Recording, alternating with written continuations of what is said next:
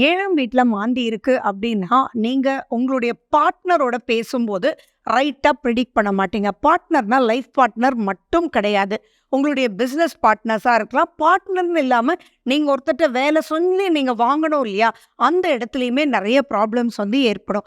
7ஆம் வீட்ல மாந்தி ரொம்ப டென்ஷன் அப்படின்றதையும் மைண்ட்ல வச்சுக்கோங்க.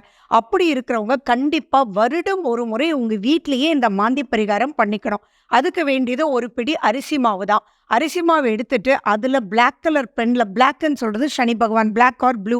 இத எடுத்துக்கிட்டு, அதுல வந்து உங்களுடைய உறுப்புகள் அப்படியே தலைமுடி இது, நெத்தி இது அப்படின்னு சொல்லி ஜஸ்ட் வரைஞ்சுக்கோங்க. அழகா தான் வரையணுன்றதெல்லாம் கிடையாது.